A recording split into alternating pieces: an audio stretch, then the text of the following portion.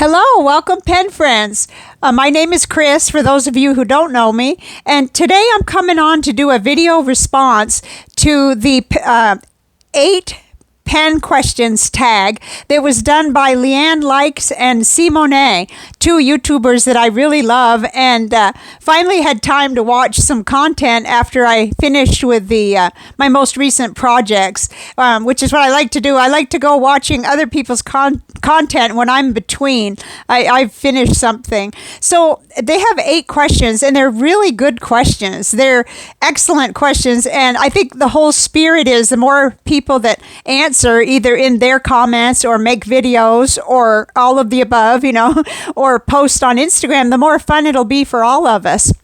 Because we all learn from each other and we all have different experiences, and there's no right or wrong answers to any of these, but they're a lot of fun to think about. So I'll just get right started because I would imagine this is going to be a long chatty video, and now with my new equipment I can get away with that kind of thing. But if that's not your cup of tea, I totally understand. So all right, question number 1.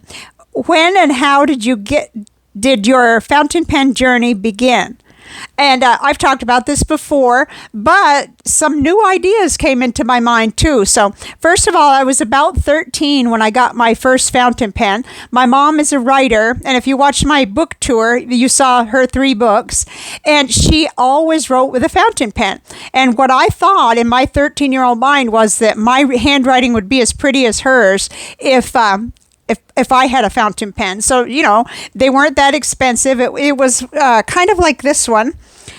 Perhaps not exactly like it, but this one is very reminiscent. It was a school pen. It was the 1970s, and it took a cartridge. And so, I recently ordered that one on eBay, and it doesn't have a very good nib because I should have tried to look for new old stock, but I learned my lesson.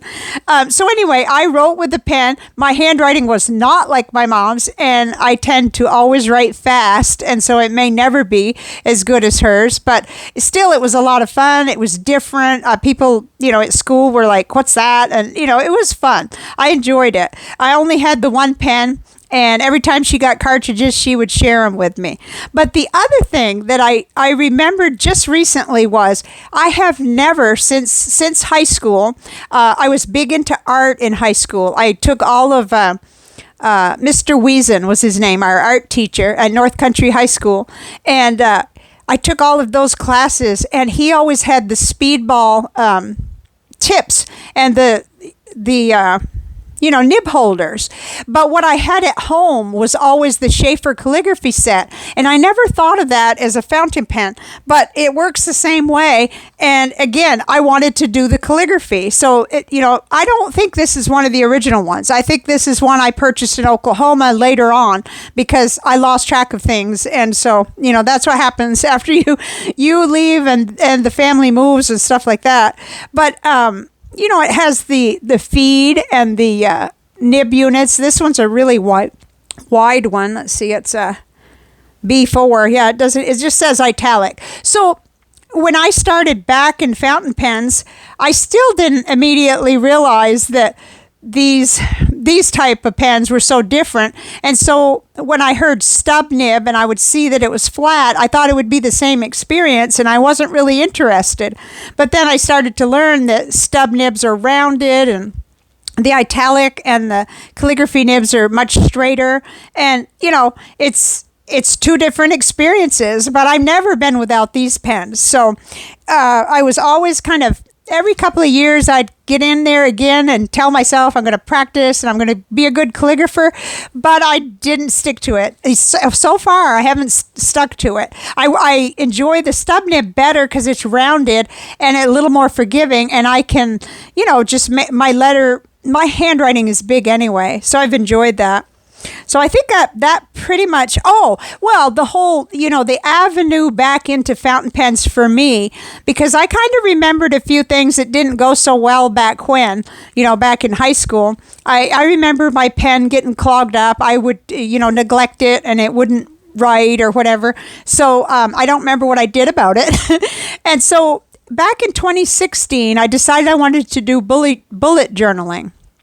And I had no no thought of fountain pens at that point in the early beginning until I started watching Kara Benz, who was Boho Berry, and she was heavy into fountain pens. And I know a lot of people on my channel, it's the same kind of avenue in, the gateway.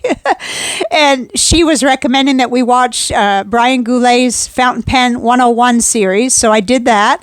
And I still remember thinking, why does she need so many pens? They're beautiful, but how can she write with all of them? And oh dear, now, oh my goodness, you shouldn't be throwing rocks in a glass house, but it's funny when I look back on it, because I still remember $15 for a fountain pen. You've got to be kidding me. But oh my, I'm down the rabbit hole now. So. So, I that's how I got in the door. That's how I got started. I ordered a Pilot Metropolitan, and it was okay, but it seemed like it wasn't the same thickness of a line thickness as my gel pens I'd been writing with. And it wasn't, I didn't do my research all that well, because even the medium on the Pilot Metropolitan just it's not as juicy as what I was writing with before. So after that, I got a Lamy and a Preppy at about the same time.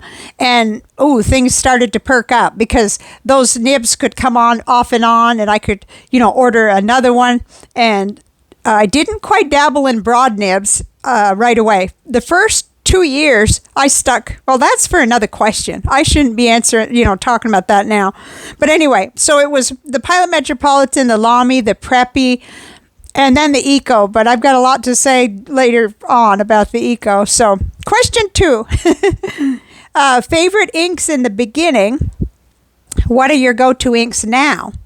So, in the beginning, I listened to a lot of Brian's videos, and he talked about how you could just have a few pens, and you could have a lot of ink samples, and you could kind of figure out what you liked.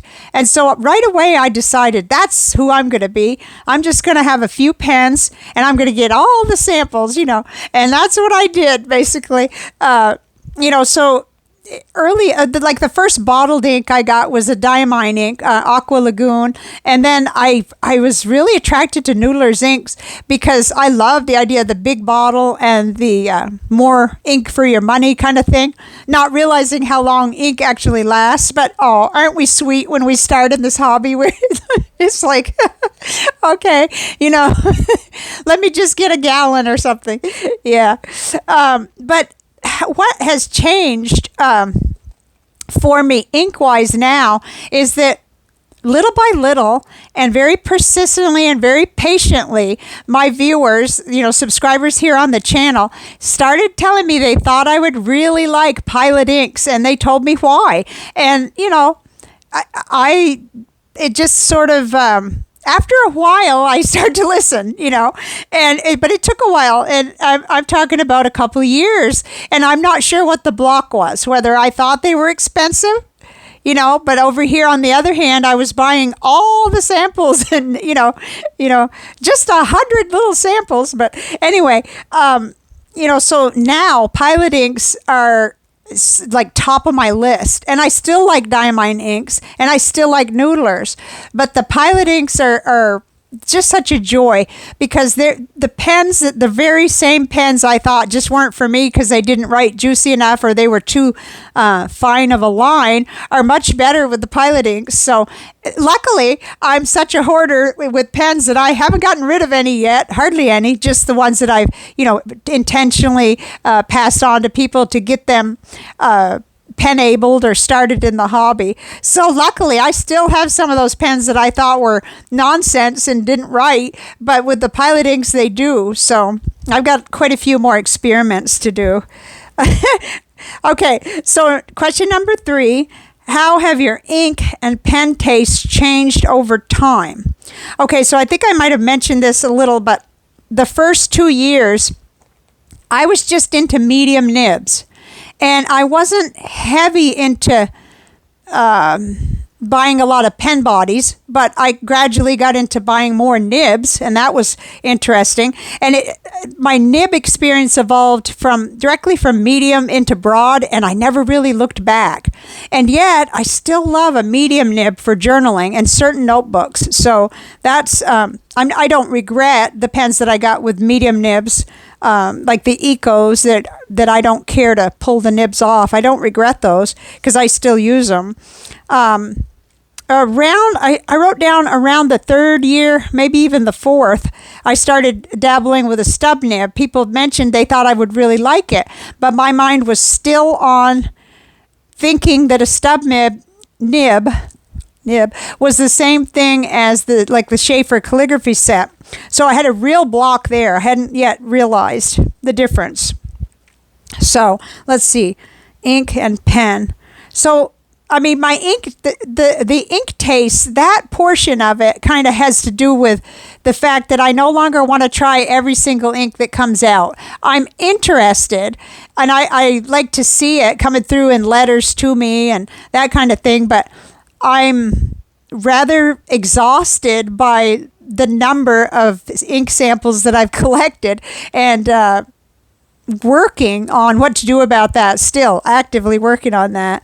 So I would say I don't pursue ink. And this was like the switch started to really turn in 2022, where it was like, oh, if I see another blue ink, and it's odd because that hasn't been me. I've wanted everything, every color, everything. But here lately, that would represent a real change in me that it's not that I don't want to ever sample a new ink, but it's tiring to think about when I know that I have so many that I haven't fully enjoyed yet. So that's pretty much where I'm at on that. So then, okay, number 4, these are great questions. I love them. Number 4 is, are there inks and pens that you have yet to try but would like to? And there's quite a few, actually, and maybe even more, but at this point I'm actively trying to avoid a lot of marketing because I'm, getting ready for a trip and that kind of thing. So the Pilot E95S in a broad nib, that's one that I want to try. And it's on my list. It's just I'm not in a rush. I would like to try at least one Sailor Gold nib, but I kind of would like to go into a pen show. I don't want to purchase anything that's expensive that I'm not sure I'm going to like. So that has held me back. But until I get to see my family, I don't want to put a lot of money into traveling to a pen show. So even though I'd like to go, it just, there are choices to be made. And then I have yet to try a Visconti, and that has been on my list. But again, I think I'd be happy just being able to kind of test write with one and that kind of thing. And I don't like to borrow things because, I won't borrow anybody's car. I'm very weird about that kind of thing. So please don't think about sending me a pen because I'd be petrified I'd hurt it. It's just one of those things. But I'm happy with what I've got. But there are, after just recently getting my first Bennu pen, I'd really like to try a couple of their other models. So that's kind of like birthday, Christmas, wish list kind of ideas. I'm not sure even what they're called. The ones that have more of the cigar shape, the ones that take a cartridge or you can eyedropper them. That's one. And then there's one that's real sparkly and shiny, but I can't remember the model. See, I try to do that. I try not to do too much research on things that I think might overly tempt me. So it's sort of on the margins, looking at it just slightly. Oh, but the next question, I'm hoping that my old device held up. The next question, number 5, is, what is your Holy Grail pen? And it is a Visconti Opera Master Luna, the Goulet exclusive blue sparkly beauty that was just out of the question. I would have had to have sold a bunch of things that I really probably wouldn't want to do. So let me see if my old camera phone is still, it's like at 18%. I better hurry. Okay, so I got it on there. Let's see. That's kind of a picture of it, but oh, Now I can see me twice, but it doesn't do it justice. You can look it up. It's just really sparkly. But one time when it went on sale, I did consider, like trying to sell a bunch of stuff and afford it, but it was still like over $500. And when I started to do that research about it, I realized it was really heavy, and it had a filling system that I don't even have a clue about. And so I thought, well, that's good. It can always be my unicorn, that I'm probably not going to see, but it's okay because it was really pretty. And people gave me a few ideas of pens, and I have it jotted down somewhere in a notebook of what might satisfy that attraction to that finish on that pen. So anyway, I thought that was pretty cool. So yeah, that's definitely my Holy Grail pen.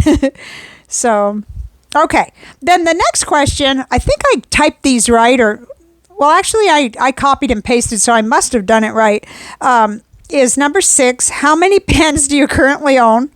But I remember at the top of their video said, how many pens are enough or something like that. I thought, well, what a good question that is. If only I knew, right?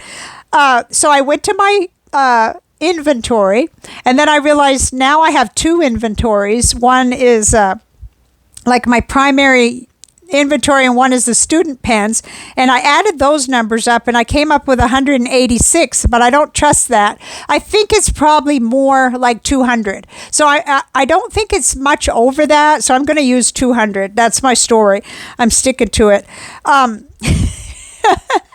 Oh my gosh. I mean, Kara didn't have 200 when I was saying to myself, oh my goodness, she had like a 36 pen case. And not that I was like, in any kind of mean spirit about it, but I remember thinking that was ridiculous, and look at me now. Oh, well.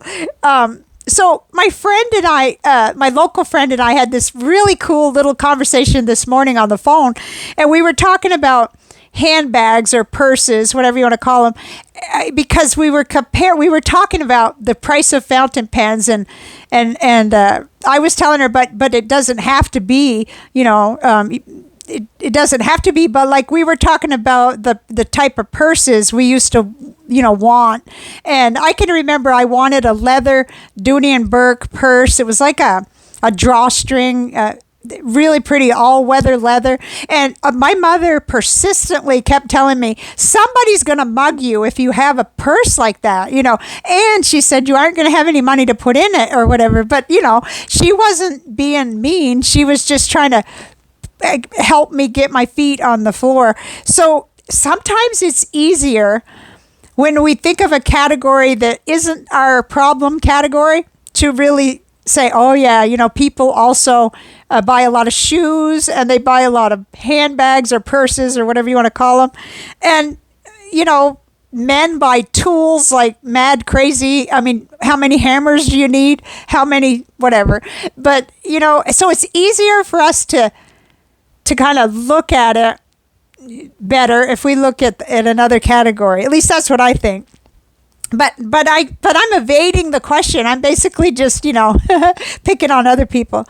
As far as, how many are enough, that's a hard question to answer, So I think I'll go to the next question because it's related. I mean, I don't think I'm being really evasive. Number 7 is, do you have a limit on pens or inks in your collection? Is it a number? Is it a feeling? When do you know that you've reached your maximum? And I just wrote down, my immediate response was, no limit.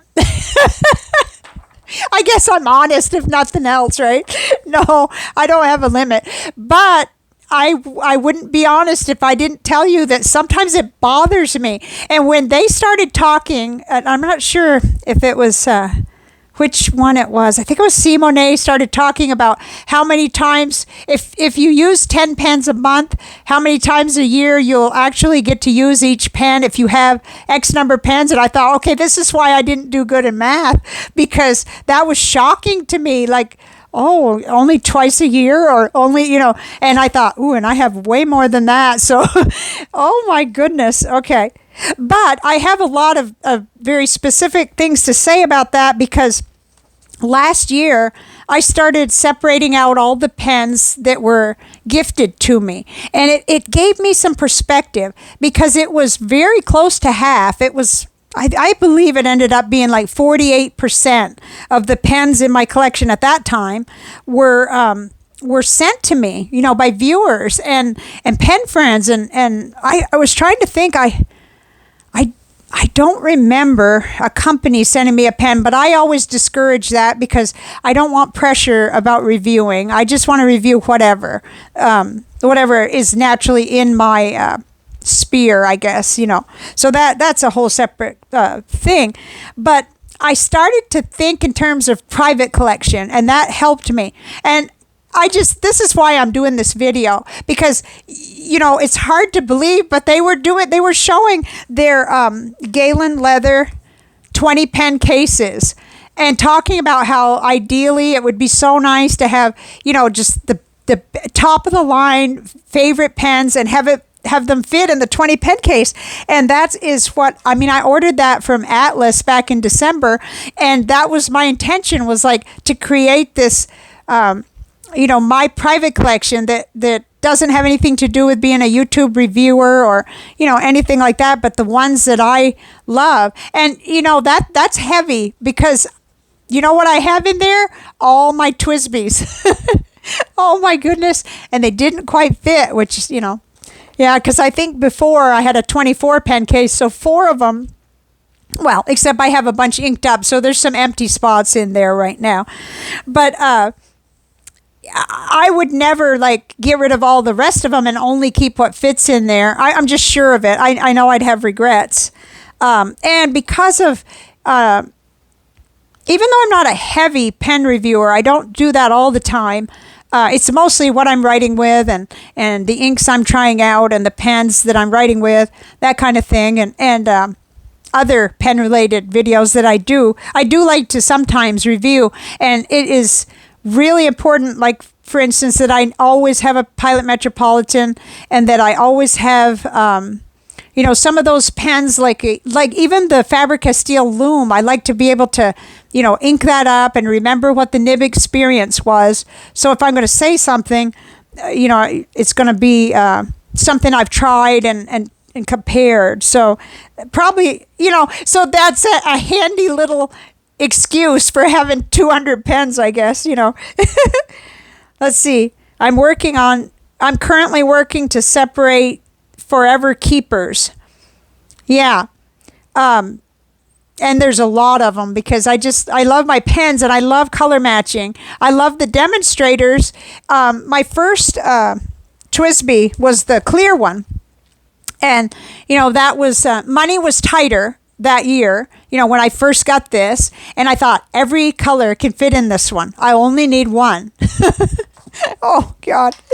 Oh, you sweet thing, But no, because other colors came out, like the purple. How could I not get a purple TWSBI Eco? So, given the fact that channel ad money, I turned off notifications on this one, but that one's still on. I better turn it off. Yeah, I hate interruptions to videos, but it's pretty simple to just turn it off. It's about to die. Yeah, I think that's it. I think it keeled over. So, this pen case is one whole side of it, I think, are the beautiful Ecos. And I don't have very many inked up right now, which kind of makes me, the only reason for that, that's a lot of glare. The only reason for that is that I'm so heavy into the student pens right now. Otherwise, I would have 5-6 of those inked up for sure. In fact, I may just do it because they don't dry out and I love them. And yeah, especially the medium nib ones. So, oh my goodness. Anyway, it's funny. If we don't laugh, we'll cry. So, okay. Did I cover that? Do you have a limit of pens or inks? Oh, I was just talking about pens and not inks. It's like, look how I did that. It's like a magic trick. Inks. Inks are a bigger source of frustration for me, but I have been working on myself, and right toward the end of 2022 and going into 2023, I told myself, I don't want anything to take away the joy of the hobby. So my thoughts are another thing that I need to, work on. And I had no bad intentions, ending up with approximately 500 ink samples. Many, I noticed, I have some older ones in vials that weren't quite right. They've dried up. So, but things like that bother me, I just have to realize they're, handle it slowly. It's like chipping away at a mountain. We're gonna take care of those ink samples, and I haven't been bringing as many in, but definitely the ink samples have been like so numerous, and I thought that organizing them would be the key, and certainly it is. I mean, it is a helpful thing to be able to reach up there in those shot shell boxes and get the color family down and, select what I'm going to write with. Although, ever since I started to allow myself to get the pilot inks, oh, my hair is like terrible. I've been using more bottled ink, and I think that's okay too. So, but I have one whole shot case with just pilot ink samples, and that's nice too, because not that I want to buy more bottles, but that I have that I can test them out. And so I am organized. I kind of have to be, because naturally I'm extremely disorganized. I mean, I have to work at it constantly. If I write a letter, I create a disaster zone. That's who I am. And that's like, I've always been like that. I can remember making brownies as a little girl, and my mother would come in and say, "What happened? You are so messy." But then she said, "But the brownies came out so good." So I don't know. I just know that I make a terrible mess. I don't think about putting anything away. So I'm working on that too. Like if only, because I have a place for everything, because well, I'll just give you an example. When I was in the Air Force, I had to have like 6 of the flake caps because I could never find them. And finally, I think it was Manuel that got a little stand. He put it right by the door. He said, "That hat goes right there," like, okay. And, problem solved, except I still had to have several because somehow I would lose them. And so that organization is something that it might look extreme to some people. They might say, "Oh, wow, she is so organized." But it's actually, it's how I try to cope, because I just couldn't find anything if I didn't. It's just ridiculous. I mean, I should take a picture after I write a letter sometime.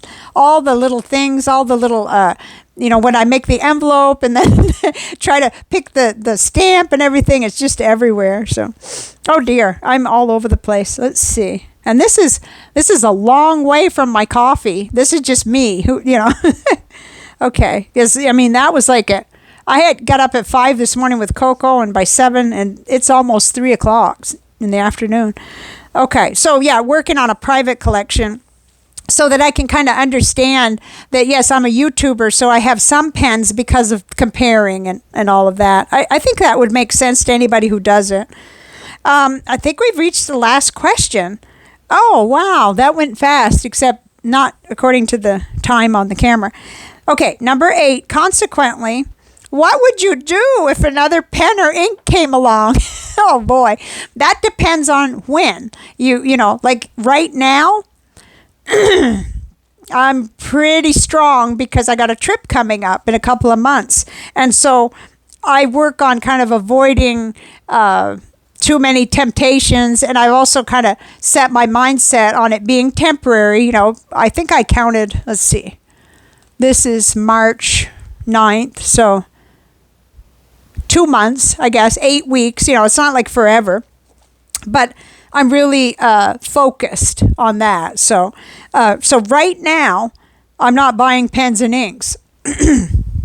But I think generally, like the rest of the time, when I'm not trying to finalize my something big that I'm doing, as long as I can pay cash or clear that credit card that same billing cycle, then, and I want it, and I have the money for it, or the ad money or personal allowance money, then I get it.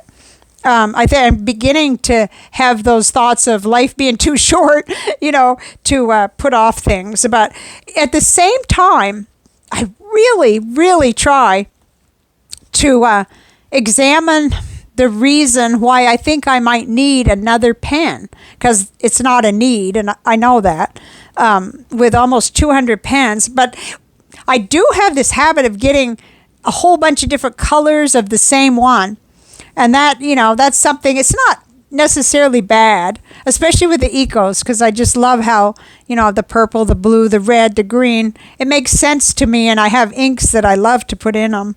But let's see, I wrote something down. Let me say, this was like this morning. I now work harder to limit samples because I have too many. And bottle-wise, I check that color category to see if I have a bottle that's close. Yeah, there is a thing, though, in this hobby, and it's the fear of missing out, and we have that all in all other areas, too. But I think that some of the things that happen when there's limited edition, or we find out that an ink is no longer available or is not going to be available, and that kind of creates... it's marketing, I think. And it's been a long time.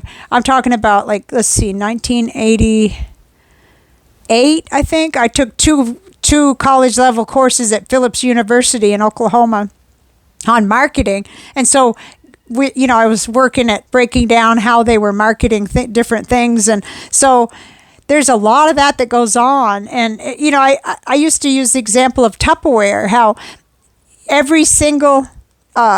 time that, because I did sell Tupperware for a short time. My mother did it when I was young, and she made a lot of money, and I didn't, by the way, and I didn't stay with it very long. But every time I went to a meeting, there was another color of the same exact thing that people already had, and it didn't make sense, But when I look at my pens, it makes sense. So if it was, for baking, or for somebody that's really into cooking and baking, or kitchen and stuff, I guess that's the same thing, right? So but it takes a lot of self-awareness, and I was so like, wow, I have so much respect for the two that did this 8 pen question tag, Leanne and Simone, because they seem very, very mindful. And that's what I'd like to be, and I'd like to really understand at least why I do things, I think I'm getting better, because I don't see myself quite as quick to order another pen.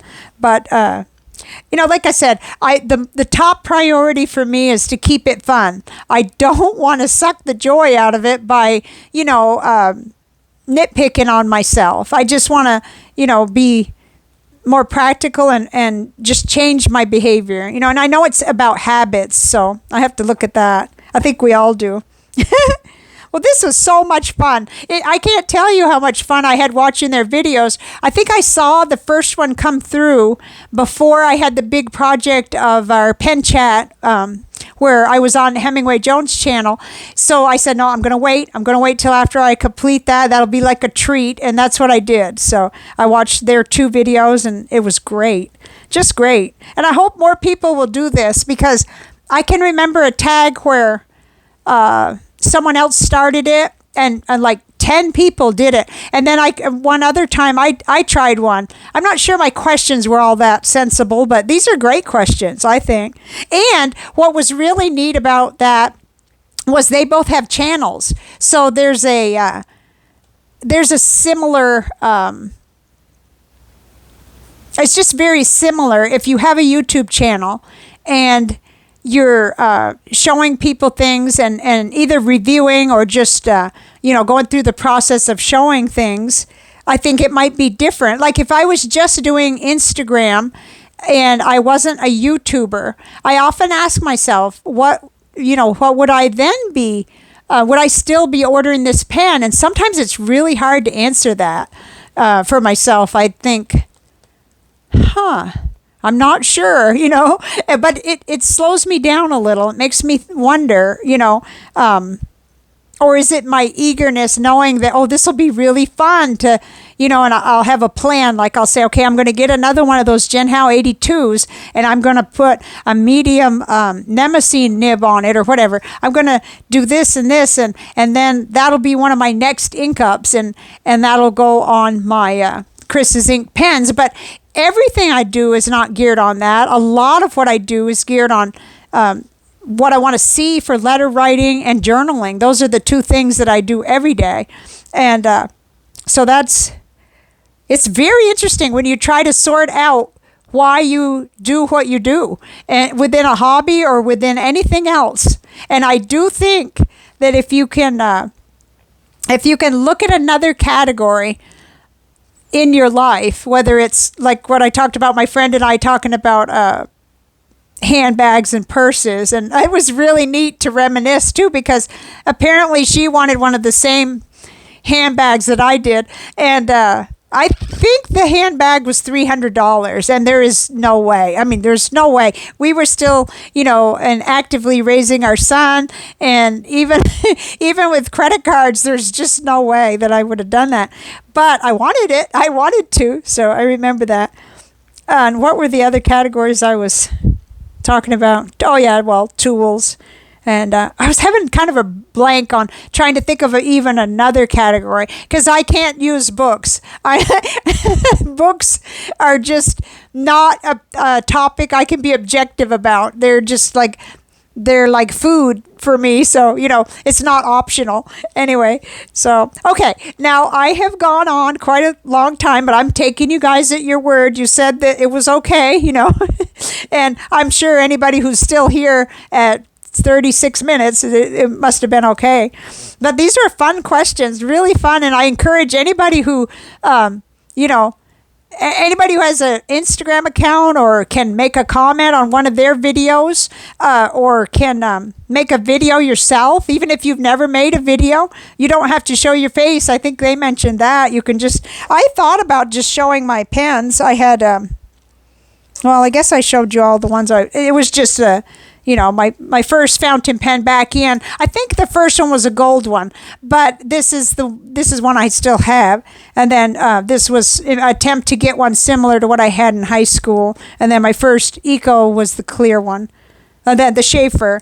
The Schaefer set came with 3 little, a nib unit things. So anyway, it's a fun hobby, and to me, it's worth every penny. Thank goodness, I haven't felt I haven't really felt bad, but probably because of having the channel and having ad revenue come in, and the generosity of the people here is what keeps me going. It's like, oh my goodness, I haven't paid my first year dues yet. That's how I sometimes feel. Not that it's an obligation. I know it isn't, but the idea that we are such a close-knit kind of community, and so many people have sent pens. And I thought about that. I thought about making a list of the ones that I haven't gotten around to review and see if any of them spark that idea. But I am really working to focus on the student pens, and that's what I was doing this morning. I wrote a pen pal letter, and I'm into my ink journal to make entries and do little...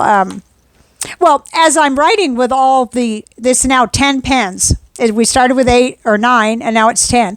As I'm writing with them letters, that's where a lot of the knowledge base builds. But then when I get in the ink journal, then I'll have a record of my observations, and then the progress report in the middle of the month. So it's so much fun. And sometimes I think, oh, I'm not very balanced. I'm having more fun than anything else. But when we're stalled on working project here at home, it's really nice to have this little studio area or library to come to. Okay, I promised I was going to say goodbye, and this will take a long time to upload, so I'm going to go do it and make a little hashtag 8 pen questions little logo thing, and we'll go from there. I'll see you on the next video, which should be the progress report. Unless I get another inspiration, you never know. Bye for now.